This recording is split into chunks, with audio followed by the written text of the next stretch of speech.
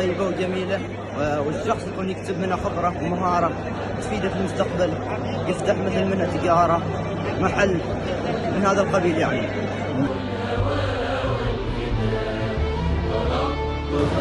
ما شاء الله جمهور غفير ينتظروا لحظة إعلان النتائج، والشباب متحمسين إن شاء الله. ها متحمسين؟ ها عبد الله متحمس؟ متوقع الأول يعني؟ ها كيف الأمور؟ متحمس؟ متحمسين ولا كيف؟ ها؟ أيوة الفانشات، كيف توقعاتك؟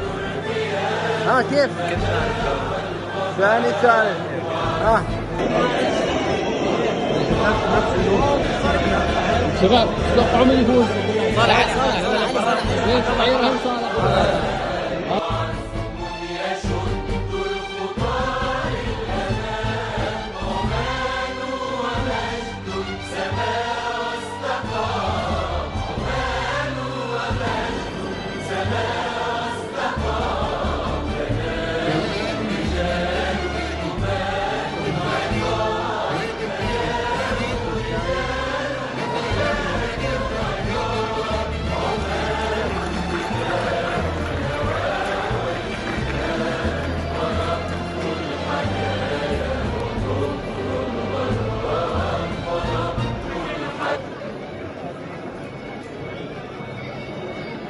اللحظة الحاسمة، اللحظة الحاسمة لتعلن المركز الأول والتوكيد.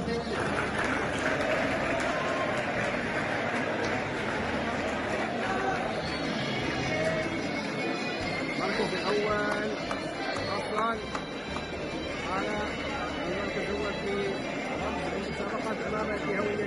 المسابقة تمثيل الوطن والاعتزاز بالهوية العمانية. توقعتك تفوز المركز الأول؟ نعم واثق. ها؟ واثق. واثق؟ ليش واثق؟ قبل مشارك وعارف. ثاني. ثاني؟ كيف توقعت تجيب ثاني؟ ما توقعت. طيب ايش تفيد المسابقة؟